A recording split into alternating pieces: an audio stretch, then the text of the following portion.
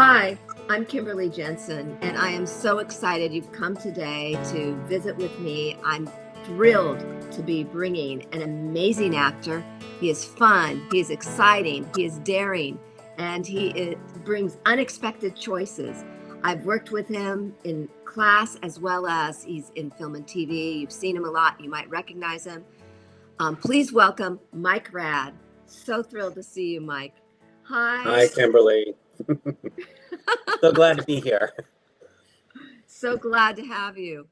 My first question is, like, in your development, what was one of the main tools that you used in your work that is like something that you would like never want to go without?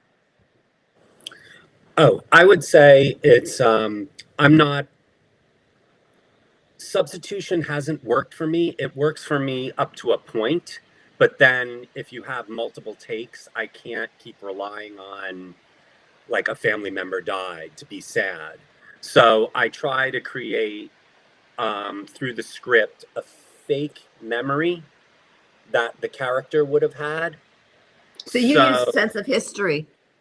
Yeah, a sense of history. So if you in the scene, you and I had a scene and you were talking about your sister, I would go into a fake memory, whereas maybe if I didn't like her, I had an argument with the sister. So that argument would come up in my head as I'm telling you the dialogue. What I love about what you're talking about is your working imagination, which is honestly, and I know you know that what I teach a lot is how to work your imagination, building on your imagination. Myself as an actor, I had the same situation where after take after take after take, those sense memories dissipate, and but you can always rely on your imagination. So I would love to hear. Tell me, like, one of the most interesting or different projects you worked on where it really worked for you to. Well, gosh, I've worked with you, and you use history in everything you do. So there really isn't one, but. Tell me one of your favorite projects then. Okay, well, this is just because it's the latest one. It's not actually the nicest experience, but in the show that's going to come out, I believe in the summer, called Them Covenant for Amazon, where I had to play a racist rapist. And where you had on set a intimacy specialist and a stunt coordinator, and we got to rehearse it and go over it, so it became like a dance movement and not so much acting, but I knew the acting was coming in. And being that I'm not method, using that imagination so I can turn it off, I wouldn't want to live in this character. It would hurt me mentally. And the thing was, I was like, all right, how can I use imagination and rape somebody and not feel anything? And it was back, I had to go back to the way what I read about the Nazis, how they thought about how did they do what they did in the internment camps? Well, they believed that they were less than human, that they weren't humans. So what they were doing wasn't a human being. So I had to make it like the person that I was going to rape in the scene simulated was that she wasn't a human being. And it enabled me to do it. But of course, I didn't. Your compassion comes through when the other actor cries. And then it's something that, gets thrown in the system like a wrench, and that can still affect you. I thought I was protecting myself, but there's sometimes I can't yet protect myself. I remember. What I was saying was, go ahead. You remember? I just remember you telling me how you literally got physically sick after that scene.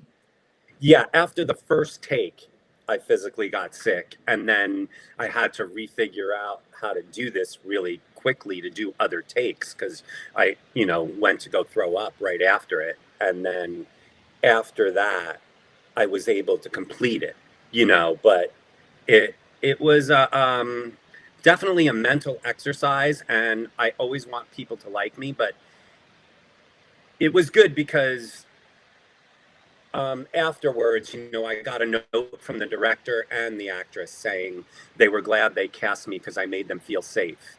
And I told the actress, I made a conscious decision to tell her to yell cut, not the director, because she's going to be screaming no, stop. And I'm going to not know if she's uncomfortable.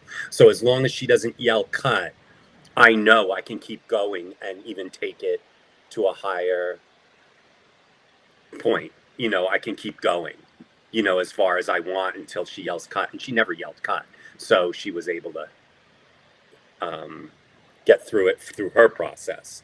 Because the reality is you have so much love and compassion, and you're so connected to all of the actors that you work with. So it was I know how difficult it was for you. I'm going to ask you another question. Yeah. What's your favorite memory? My favorite experience was working on a film, American Splender, with Paul Giamatti and Hope Davis. And the reason why that was so great was I got to use fake memory because Hope Davis and I worked in a comics book store together, and she berates me. So I got to use that she berates me all the time. So I used a memory that this is another day of her doing it, and today is the day where I've had enough. Because she just kept doing it the whole time. So I had that in my back pocket the whole time. And doing that, it worked perfectly for the scene. Because the scene, some of the lines didn't match up in the writing the way I predicted it, but because of the fake memory, everything gave it life. And that movie in particular, the directors were a husband and wife team, Bob Bocchimi and Sherry Springer Berman, who've gone on to do many movies and direct many movies. And they let me sit there with headsets and watch Paul Giamatti work, and I watched Paul Giamatti become a star. Right there. I saw all his choices. I sat there all day with the headsets and watched every take. And I go, wow, he's not, how he is off camera and on camera was very interesting. Tell us the difference. Well, he doesn't, he's very calm off camera and very polite. He's not method. And I learned that it's the same you've seen in a lot of performers, I believe, like musicians, which I know you're a fan of, that when they put it all on stage, so off stage, they're much calmer. I feel like Will Ferrell's like that. He's like that too. He's not funny off camera. Like, he's just calm, and he's going to give you all the takes on camera that's going to be hilarious. So they don't waste it off camera, which I notice. And they're also protecting themselves because they don't want to get tired or mentally, it's all on when it means something for them, for the project. I want to hear what you learned from watching Paul Giamatti become a star. What was one of the things you saw? Well, I saw a guy who, the main thing I saw was he changed his posture as soon as he became the character.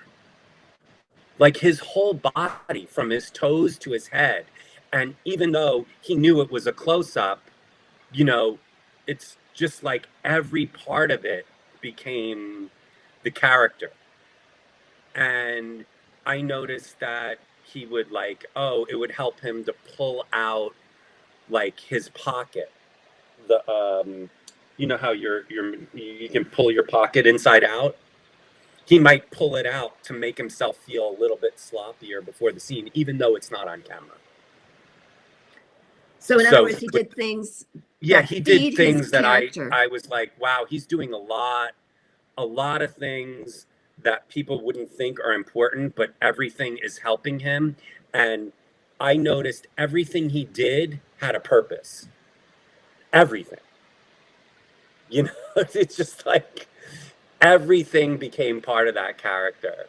And uh, and he has a big personality, but he became this character of Harvey Picar, you know, which he doesn't look like the guy in real life because I met the real guy.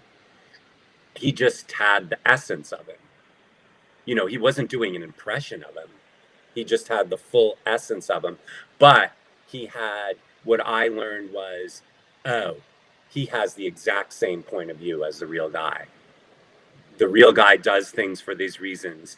Paul Giamatti's doing those things for those reasons. And if he does that in every character, I was like, he's going to be the biggest star. Like he can do anything, you know? Because he adopts the mind think of every character he takes on. Yeah. Yeah. Yeah. He's fascinating to watch, you know? And yeah, yeah, it's not, I don't know, you know, it's not boring. That's for sure. Mike, let me ask you this. How have you used this in one of your characters? Or do you can take it with you to everything now? Yeah, I do. I definitely take the full body and posture of the person. One of Yeah. the things I love about you is that you started in improvisation and comedy so that you actually are not afraid to take huge risks. And so it's so exciting to work with you because you are willing to adapt. You're just an easy guy to direct and you're not afraid to do anything. Where does that come Yeah. from, Mike? Well, the main thing I've learned about what I like about improv, and I told people, because you know, you have epiphanies as you go through.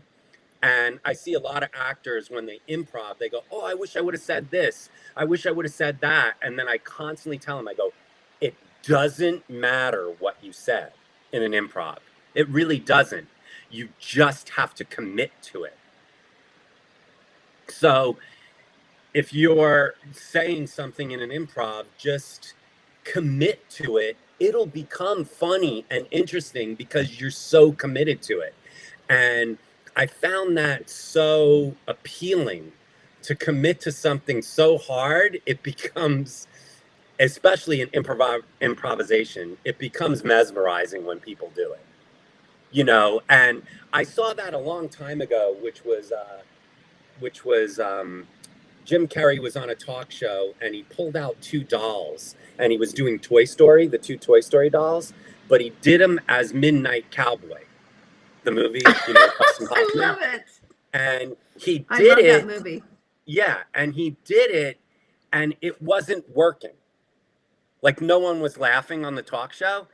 And he just committed harder and harder. And I couldn't stop laughing. I go, oh my God, he's committing so hard. He's making me laugh. You know, like he just So commits wonderful. so hard. And I go, it doesn't matter what you do. When I saw that, I go, it doesn't matter what you do. If you just believe in it and commit so hard, it's going to be funny. You know. What did you learn from Will Ferrell? Well, that's one of the things. He will go 100% committing for sure. He does not. I think he's aware of his body, but he doesn't care how it looks. And you know, I learned that from my friend also, Molly Shannon. She never, like when I used to go to her stage shows before Saturday Night Live, and the one thing I noticed is I go, oh, she doesn't give a shit at all. She does The best not acting. give a shit. She will do virtually anything to get people to laugh or to get people to be almost shocked by what she's doing. Like, yeah, I remember her doing this thing where she would just kept pulling up her pants for a camel toe, and the audience was laughing, but she made it like guerrilla theater. She would go in the audience and stick her crotch in their face going, "What?" and just keep pulling it up. And I'm like, you gotta be. And then I was like, there's nothing to be afraid of if you can do that. I always like to say to actors, it doesn't matter how it looks, it matters how it feels, and then go with that feeling and run with it. That is so good. Yes. And it feels like that's what the greats do, and especially the greats in comedy. How have you adapted this to drama? Well, because I know you've done a lot of drama. Yeah, it's pretty much the same way. Is like what you said just there. It's if you make it a truth for yourself, for the character, it becomes a truth for yourself. So I just feel like it doesn't matter because every person has faults, and if it's showing your vulnerability on, in a drama, your vulnerability, or even your confidence, which is covering a vulnerability, it's really satisfying. What's your favorite character you've played in drama besides the last one you just did, which actually was more of an emotional catharsis? Right. But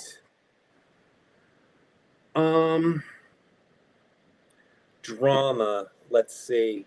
There's so many. I thought one of the things I thought was interesting was Cinema Verite. I had a scene with Diane Lane, and she's definitely the best actress I've ever worked with. Because she's so matter of fact, and there's a lot in that movie with marks and hitting your mark at a certain time and walking over here, like walking to a certain point, hitting a mark to the right, then finishing your dialogue and marking over to the left. And I think because she was a child star, she could just, it was like where I'd have to think about it a little bit, she didn't have to think about anything. And the only thing that, again, saved me was my imaginational memory before. So I could just go to that and not think about anything else. And it'll just come with her. And she was, she was fantastic. But the thing I learned about from her was one of the things I liked about drama, which I realized I used to do this early on, where I used to do a take and then do the same take and the same take. I go, oh, they're just doing a different angle. I didn't realize I could do something different every time. And she was perfect for that. She never did a same take the same. It was completely different. Whether she was upset, smoking a cigarette, or laughing, or it was completely different every time. And I go, wow, she's just not worried about technical going, oh, you didn't get that take, I have to do it again. She never worried about that. And I go, oh, that's the way I need to think. Just give options. And it's much more fun if you can do that, especially in comedy too, because you're going to do another take, and you get to do another kind of joke, which is so fun. Absolutely. So they can decide what is the funniest choice, or what is the strongest choice for the drama, or the strongest choice for the comedy. Exactly. So how does continuity come into play with that for you? Well, I'm aware of continuity if I'm going to do something, like, of course, have an object in your right hand. You want to have it in your right hand every time. But yeah, I mean, I'm fascinated by on the set where people are supposed to be watching continuity, but really the person, you got to remember, it's a team on the set, or even in a play, or even in improv, that everybody's in on it to help everybody else. So, I mean, I try to remember continuity as best I can for myself. Because I'll be like, oh no, you didn't do that last time, and someone will say thanks, or, but I try not to worry about it because it's too much for me. Like I go, all right, if it's something basic, like I drank in this scene, now I'm gonna drink, but if I don't, maybe they can cut around it. I don't know. You know what I mean? I Do also you think worry about continuity it? is, well, I think about as a director, for the, moment before, for what you're coming Yeah, in yeah. with, that it matches where you were. So that's more actually, when I think about it, continuity is really relevant with front gluing the scenes together. And cutting actors has been a challenge, to be honest with you, when actors don't repeat sometimes, because they might Yes. No, I turn, agree.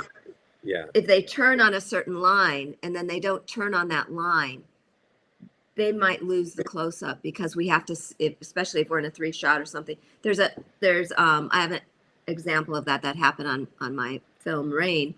Um, One of the actors couldn't get the close up because his angle was just, it wasn't, he wasn't repeating his behavior. So, and then he asked, why did you do that take? And we're saying, well, we couldn't cut it. We couldn't cut the scene. So, Yeah, no, for sure. I remember working with on Buffy the Vampire Slayer, and I had a whole bunch of stuff to do. I had a power stapler, and I was powering, like, while I had a monologue, and I was, powering the stapler to put up posters. And I was walking around, and I had the blocking down, and I was smart enough to go on the set. Okay, what am I grabbing? And while they were setting up, I was practicing, and I knew the staple gun. I couldn't talk over it because it was going to be loud. So I paced where I was going to hit each thing. So those major moments, the dialogue was clean, and I was able to do it, and it came out great. And I go, wow, it's one of those things I look back on, and I go, oh, I I really like that scene, even though it's so long ago. But I was able to do what I was supposed to do, as far as continuity goes, as far as action goes, and I mean, and the character was really funny, so I was able to do it all in that. I have a couple. This one I Yeah, love. What is an experience that taught you something that you think every actor should know, and you may have wished you knew even when you were younger? I've learned a lot of lessons through other actors,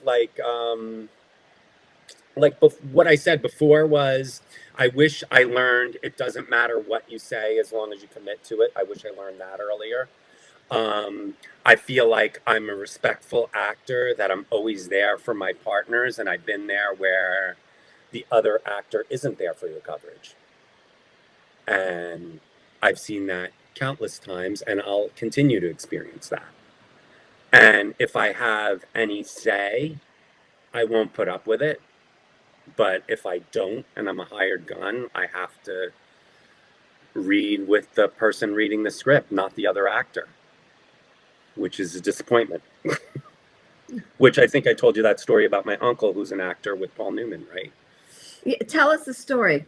Yeah, my uncle was in. My uncle's an actor and a New York actor. Been in a bunch of Woody Allen films and a bunch of films, and he was in Nobody's Fool with Paul Newman. And they were filming in Buffalo, New York, and it was snowing. And he had his big scene where he plays Paul Newman's ex-wife's husband.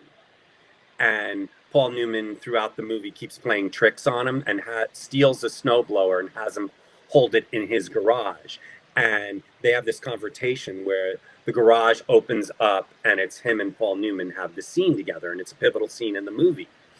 And it's my uncle's biggest scene in the movie, and he's very excited. And he does all Paul Newman's coverage, and they finish about 4:30. But in Buffalo in the winter, the sun was down, it was dark, and it started snowing. And Robert Benton, the director, wanted to get some other footage since it was snowing and come back to that later, for his coverage. So he was bummed at the time. He goes, "Oh, now we got to do it later," and they released Paul Newman because he was too expensive to keep on the set. So they sent Paul Newman back to his hotel. They go, "We're releasing him," and he goes, "Oh, crap! They're not going to get to my footage." With Paul Newman, they sent him home. I'm going to have to read with the script person. That's a big bummer. And they didn't get to the scene till like 3:30 in the morning. And they came back and go, "All right, we're going to do the scene now." And the garage door opens and Paul Newman was there. And he goes, without getting paid. And he goes, "You're here?" And he goes, "I wouldn't leave you hanging, Rich. It's your big scene." And I thought that was amazing. He has lots of stories. He has ones where he was working on Bird with Clint Eastwood, and he had to do a monologue on the phone. And Clint Eastwood, they were working and they were overtime. It was Friday. It was the end, and they were running way late, and the crew was really tired. And they said, "All right, we got to get this scene, and we wrap for the day, and everybody can go home for the weekend." And everybody's like, "Yay!" And he goes, "Rich, I need you to replace some lines in the middle of the monologue and change it." And then he goes, "Get this, and we're out of here." And there was so much pressure, Clint Eastwood remembered being an actor and called cut, which he never does, and walked up to him and goes, "Rich, I'm sorry, I just laid that all on you." He goes, "We're here for you for 100 takes, as many as it takes." And he goes, "Crew, are we here for him? We don't care if it goes till the morning, 5 in the morning." And they go, "We're here for you, yay!" And they cheered, took all the pressure off him, and he got it in the first take. And he goes, "That's, an actor director knowing what an actor could go through when you put too much pressure on them." That's I thought fantastic. that was interesting. Yeah, I thought that was so wonderful. Yeah, I thought that was super interesting. But yeah, so I love that about actors being there for their, yeah, partner, I use their the scene Paul Newman partner. one all the time when a TV actor or a commercial actor or somebody does that and is not there for the other person. I'm like, Paul Newman waited like 6 hours and he wasn't getting paid and he did it. He realized, so, and I I've like seen having, stars do that. I saw Christopher Watkin do that in the film Touch, Bridget Fonda. And I've seen, this is why I think people love them too, because there's a heart there. It's not just about themselves. It's about the experience, and it's about the passion for the art. I do believe that there is an element of passion for the art that makes a difference in these particular talents. I learned, and you know what? One thing I learned, which was about me being a little too big, because sometimes I'm big when it's, say you and I are doing the scene and it's your coverage. I'll be big to try to get you to be emotionally affected by me off camera, so I'll play it a little bigger. And this last thing when I did, which was, it's called The Shrink Next Door, and it's with Will Ferrell and Paul Rudd. And I'm doing the scene with Paul Rudd, but I'm doing all his coverage, and I'm being, I'm having so much fun making him react to what I'm doing off camera.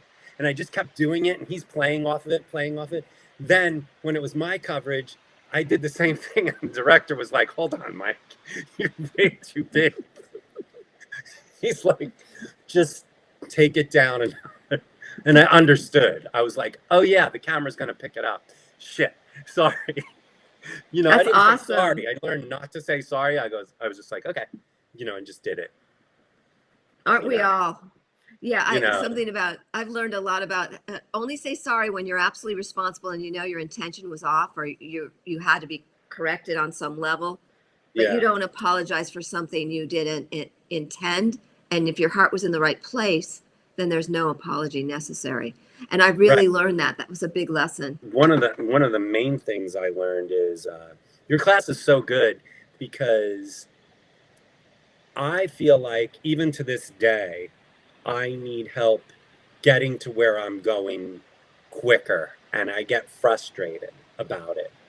And what I learned is you take each student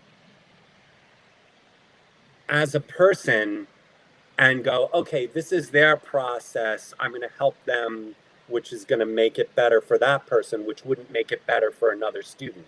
Because you see all your students and you go, all right, this person's good at this. I can help them with this. This person's not so good at this, so maybe I can help them with that. And you knew that it takes me longer to, like, if you just give me a script and I'm not there, but I felt like I knew that you were confident that I was going to get to where I needed to go eventually. You didn't get frustrated with me taking longer getting there with a new script.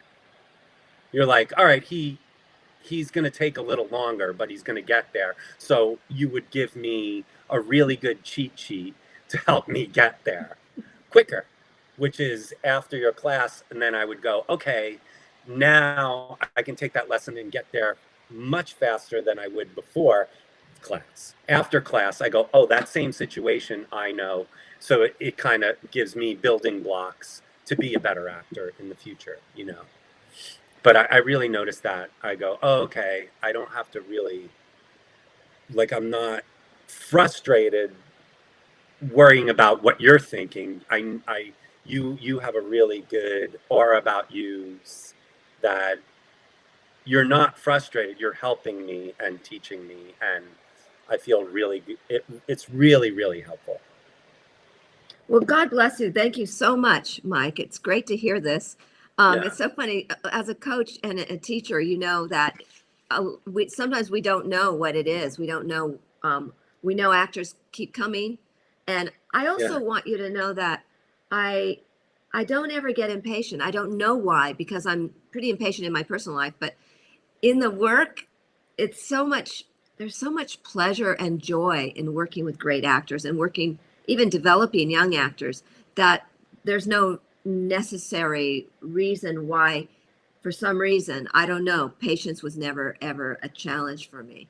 I don't even feel like it's patience. I feel like it's just fun to watch people struggle to get to a breakthrough, and then the breakthrough is such a great payoff.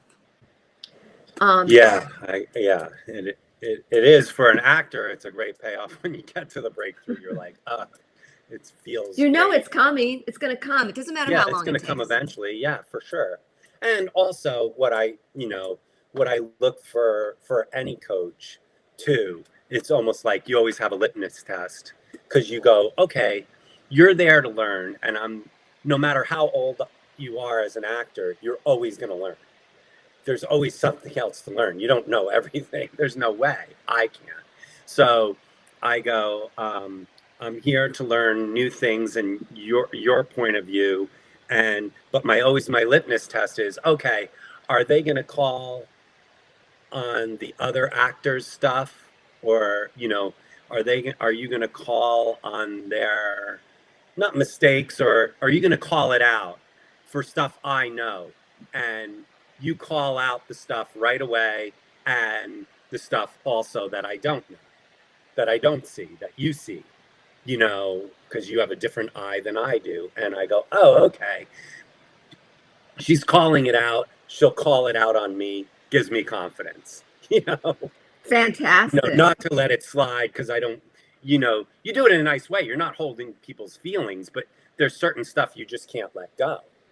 And I can't let it go. If I see something, I go, because as a student, or especially when I'm in a class, if I see stuff not called out, I just get so frustrated. I go, what's the point? If it's not being called out, and because you're worried about the person's feelings, or, the person not liking you, you have to learn. But you do it in a nice way. So it's always, it's always nice, even when I'm called out, I'm like, oh yeah, I did that. You know what I mean?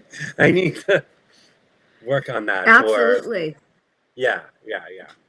Actors have blind spots, they can't always see, the whole picture. It's funny, because I was thinking about this the other day. I did so many my own shows, so many stage shows of my own shows that I've written and comedy shows that I did. And I learned that one thing when you do a stage show, I tell everybody else this too for plays and things. I go, I learned this lesson early on. Don't say you had a bad night to people coming to visit you, to see your show. Just go, thanks for coming. If you felt like you didn't do good, do not tell. They don't want to go, I came on a bad night, because there was a show I did and I felt I had written it and I worked on it so hard. It was a comedy and I did it the whole time. You know, I really workshopped it and had it where I wanted. And then I did a show that I just didn't feel it at all. And I was like, God, I was off that night. That was terrible. That was terrible. And I had a bunch of casting people come see me and stuff. And I was really disappointed and heartbroken over it. And then the next week, those industry people didn't come. And of course, I felt like I destroyed. But I went back and looked at the 2 tapes of my shows, and there was no difference. Because I had worked, I did all the work, and I did everything behind the scenes. So it was all coming up anyway. I just didn't feel it, you know, but it looked the same. And I go, Isn't that wow, crazy, Mike? It's so true.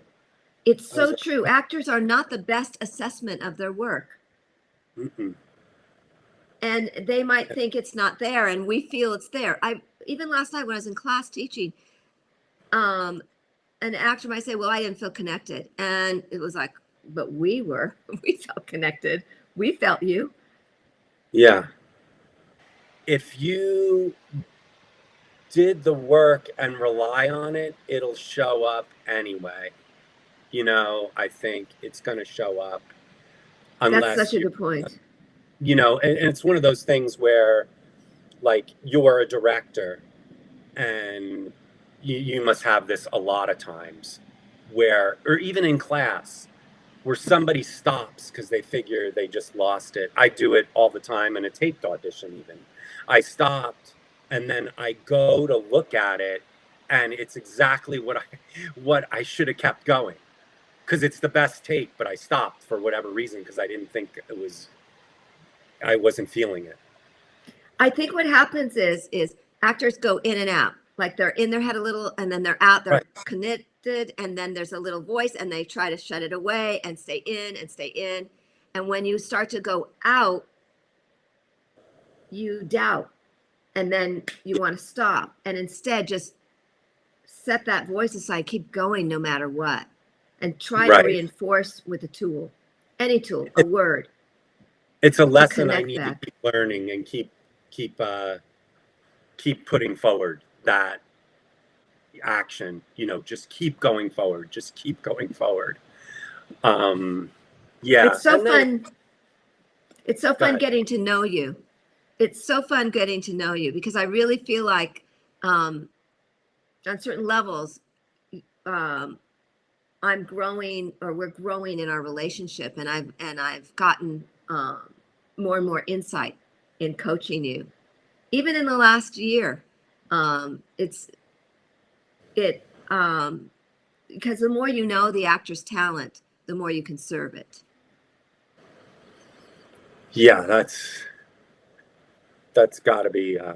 Yeah, that's so true. You know.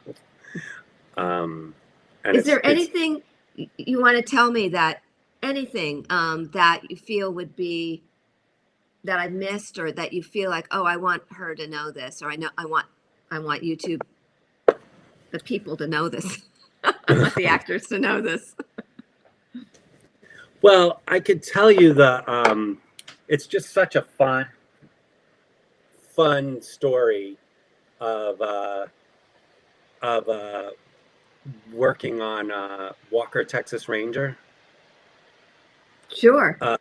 Because the original one with Chuck Norris. So, well, I had booked the role because I played it very catatonic, very understated. And I played a serial killer and I wanted to feel the death leave the person. So I felt like that was my whole angle. Every time I killed somebody, I wanted to feel them die, and I would get off of on it sexually in my head, like almost like an orgasm, like as the life took away from them. And that's what I wanted to do, and that's what booked me the job, but not realizing the show is a whole different thing. So I went down to Texas, trained with Chuck Norris on for fighting, because he's supposed to kill me at the end. We're supposed to have this giant fight scene. So I got to train with him, and that was great.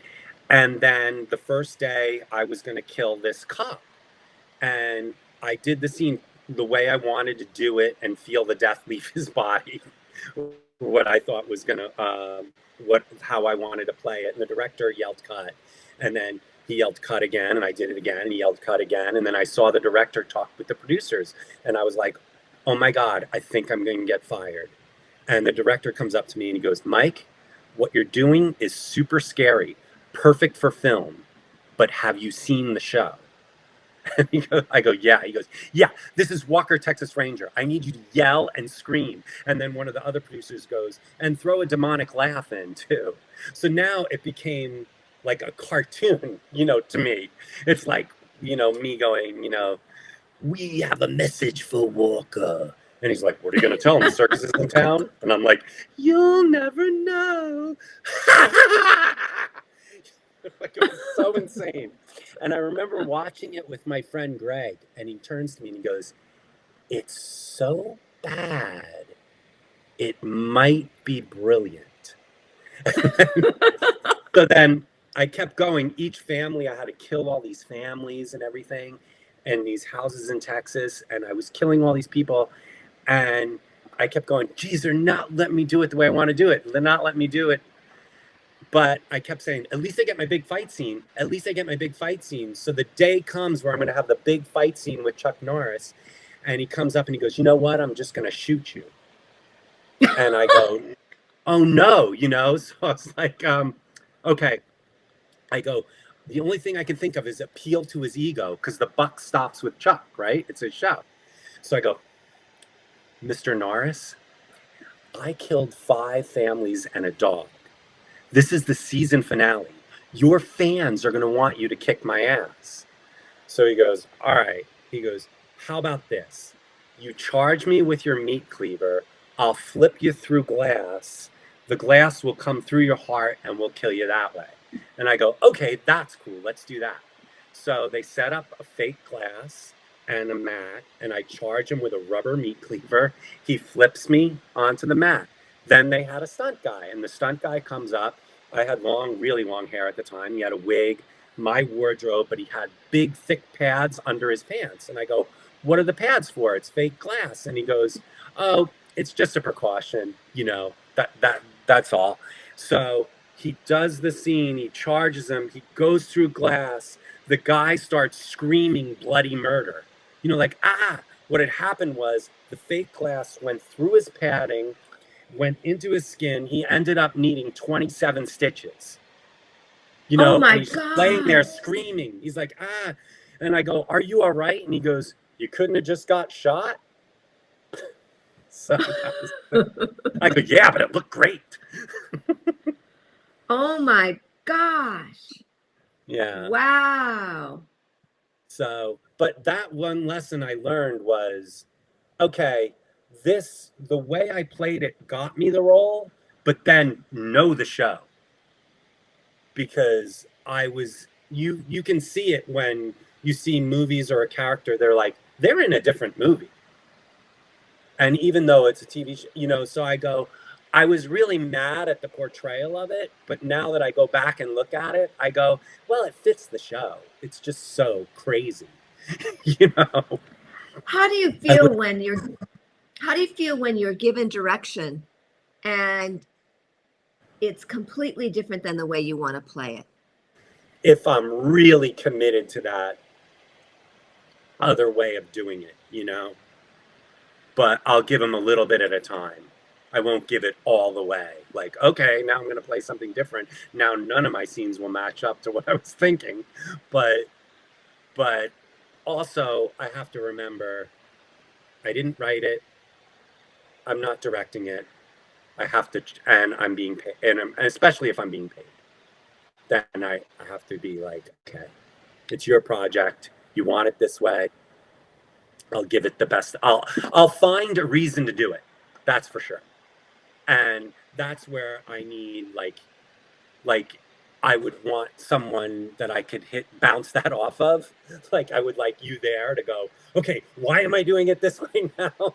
Somebody help me, because you did all this work the other way. But you have to really just you don't have to find a whole backstory. You just have to find one little thing that you can rely on. That's what I learned. It's not, even when you said before, when you're teaching and you go in and out of something, like an actor, you'll say an actor lost it and is fighting to get back on it. If you have one little thing, whether it's an object or a past memory or an idiosyncrasy your other character has, or the best thing to do, like you've said before, is drop everything and just listen. Just listen and react to what you hear right now. And that hopefully will always save you. Listening is everything sometimes. If you don't listen, because you can, that's all you have to do is just listen. You know, I wish I could do it all the time, you know, but still I have to I could tell other actors to do this, and then I have to remind myself again to do it.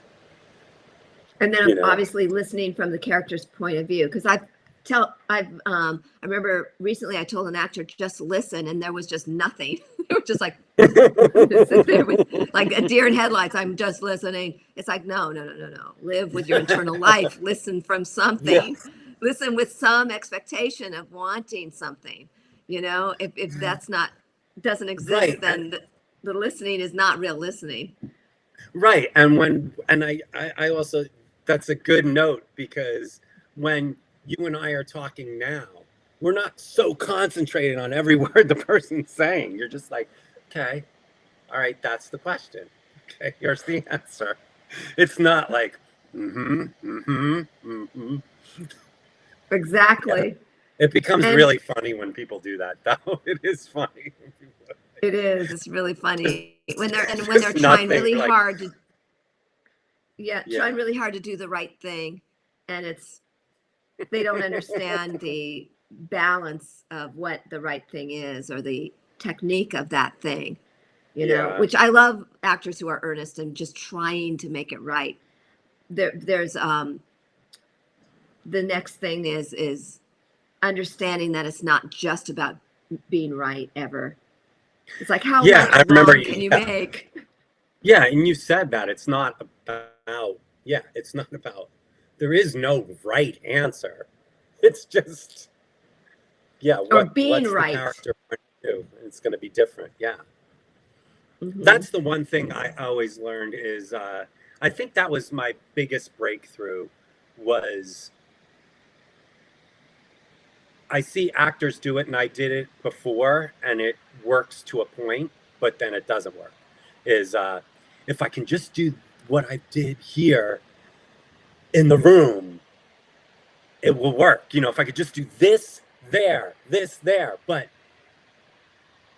that's way too much pressure, because there's going to be so many things that come in to your mind or the space that's going to throw you.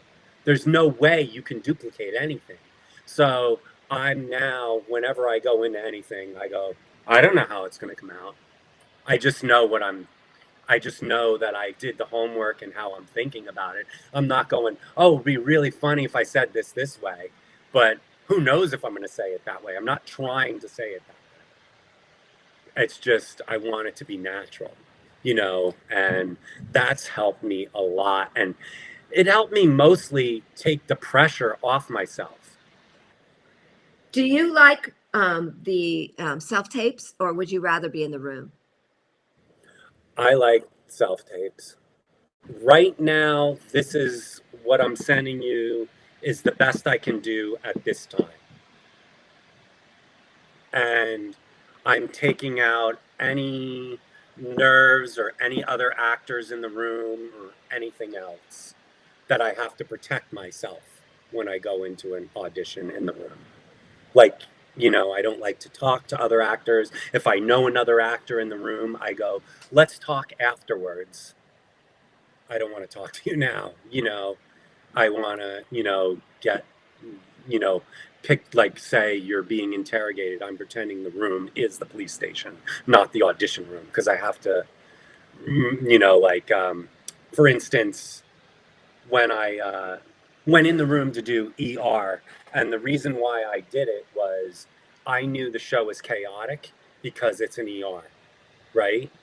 So when I walked in the scene, I stopped and pretended a gurney was going by to add to it. Before I did my lines, like I walked up and I was like, whoa, and then walked in, and I was like, and I believe that's what got me the part because I pictured the whole room. But in a self tape, I can do that really easily. Set it up and because I know my space. The thing I have problems with the self tape is I may do too many takes.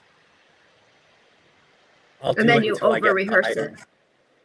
I overdid it, and then I'll do it the next day, and I'll go, I wasn't happy with it before I sent it, and I'll do it again, and then virtually almost 100% of the time, I go, I wasn't happy with these, so I'm doing it again with a different reader. And then I did it, and 100% of the time, I go back to the first day, and it was already good. But I don't know Yes. what that is. I don't know what that is. And I also don't know why. Now I learned with self tapes, I do it and then I don't look at it. I'll go for a walk, I'll go do something else. I won't look at it right away. Because when I do, my judgment is clouded. It's not I'm not looking at it the way I should see it. Because you're in I your also process. Right. I get, is that what it is? Yes, Is you're in your process, and that's result orientated. So you want to uh, stay in your process as long as possible until you start evaluating. right. And when I show other people the tapes, they always pick the tapes that's the least, like the least, the most subtle. And I'm always picking the takes that are bigger, and I go, but they go, no, no, no, it's all there. It's in your eyes. It's there.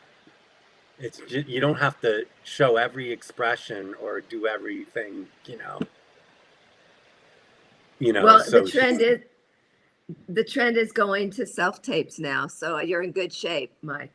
yeah, I think so. I mean, I miss it commercially. I like going in the room. I don't like doing the tapes because I like the adjustments and doing it again and the improvisation and stuff like that, where they say, oh, just do whatever. And then I like that. But I don't have that there. But theatrical is way more important to me anyway. So I like the self, you know, yeah, I do like self tapes. I mean, much better, but there is, the gratification of in the room when you really did a good job. There's nothing like it. Even if you didn't book it, you're like, wow, that really something went on. There's been times where I've done it in the room where I came out and go, that was so good. I don't think I'll ever do it that good again if I book the job. I feel like a fraud because I'm not going to be able to do that, which is so wrong because, of course, you're not going to do it the same way. You can do the same intention and it'll be different. It's not going to be worse. I feel like they're auditioning not only your choices, of course they're auditioning your choices though, because they want to understand how you think, and that's what they're going to book. But they're also your essence, the quality that you bring, the subtleties, the things that you don't notice in yourself that we notice. And I think that's the most powerful thing an actor has to bring is something that's intangible, visceral, and difficult to You're so right. capture in words. The confidence you have with your own ability, because they want to cast also someone who is not afraid to take a punch if it happens on set, or a challenge, or anything that happens, and not take it personally, but rather be able to be professional and confident enough to not have an opinion and stay connected to their skill and their abilities. I mean, that's going back to one of your earlier questions of what I wish I learned. And one of the things now that I think about and I always protect myself for is confidence. That is so important because it's so attractive to me when I see confident people and why they're confident. And I go, oh, I'm really drawn to that all the time, more than somebody who's has indecisions or is not quite sure what they want or what they're doing in a scene even. And I've gotten jobs where they go, oh, we knew you were going to get it right when you walked in. You spoke of confidence and how important confidence is. And I think that actors think that if they're told they're wonderful all the time, they'll be more confident. But that really isn't going to make you. No, that's not what I'm saying. Yeah, that's not what I'm saying at all. Because you're very, very willing to hear, a miss or even a complete miss. And right. I mean, I can handle being, reconstructed to a place where art is so subjective, and there has to be so much willingness and no judgment on anyone, including yourself, but on even who you're working with. And it helps if you do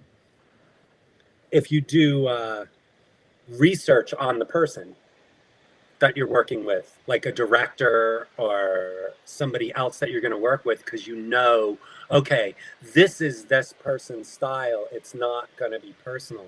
Like I remember working with actor, but now he's a director, Zach Braff, and it was me and Alicia Silverstone and Florence Pugh, and we were doing this, and I had my first day was just me, on the phone doing this thing, and he was really getting frustrated with me on how I was hanging up the phone, and he was like, can't you just fucking hang up the phone? Like but they put the cord backwards, so I wasn't able to practice with it, so I had to you couldn't just hang it up regular like this.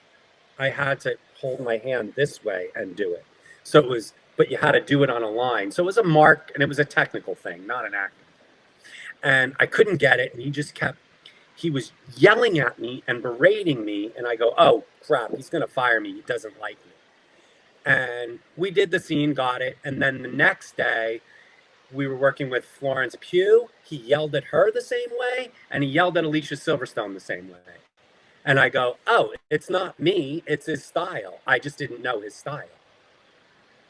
He's just frustrated for his own reasons, which doesn't work for actors, but knowing that, I didn't take it personally. And then after we shot, he told me how funny I was and how many takes he had to choose when he edited it and stuff.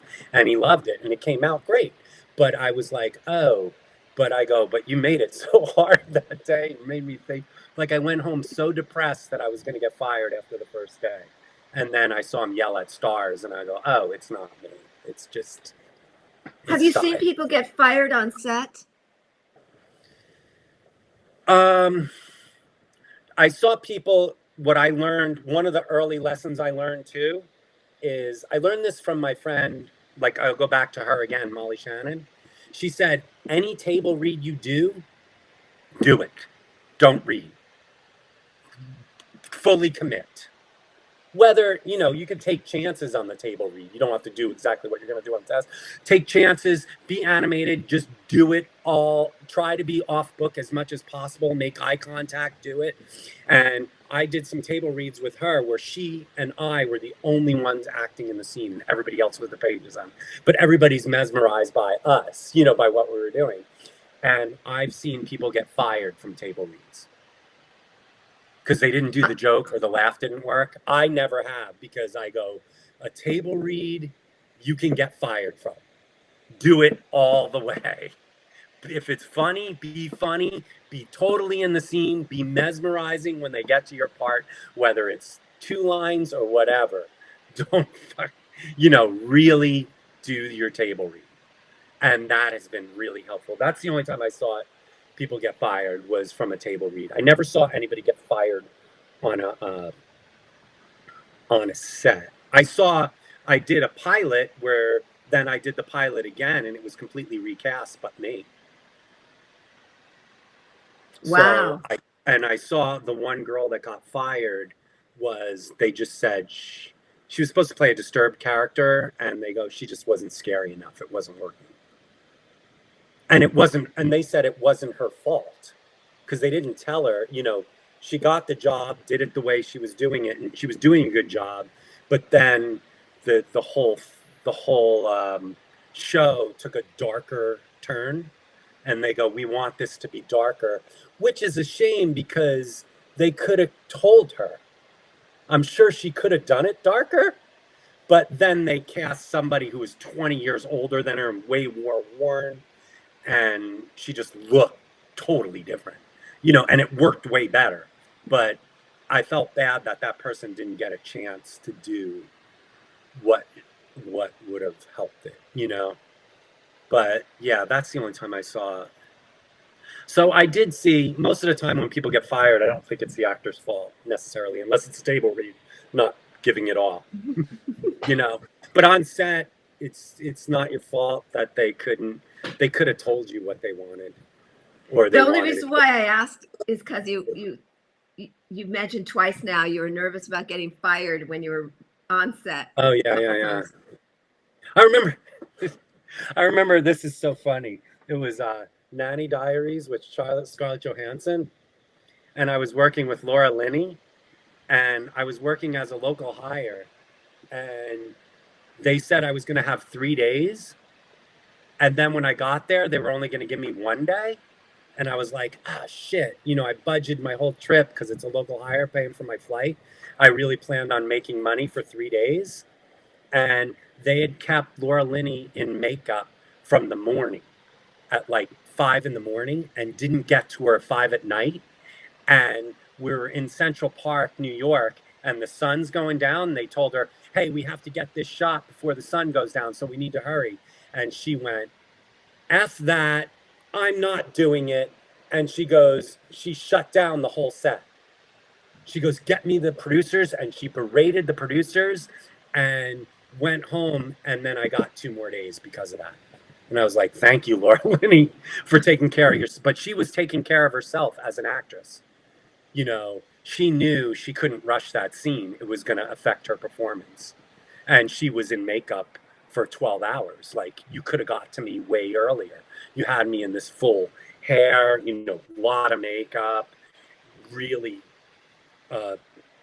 tight wardrobe and conservative wardrobe, that she was waiting all day. And then they get to the set and they made her rush, and she was like, no. And I always said, I want to have that power to where I can take care of myself, because if that comes on me, and I've been in that scene many times, Mike, lights going down, we got to get it, especially horror movies. I've been like that, where they're like, oh, it's going down. And I'm like, what? I only got 1 take on this because light went down, like, but yeah, that golden time too. Yeah, special time to shoot. I've shot where we only had like a few, very, very short amount of time to get the shot that we need.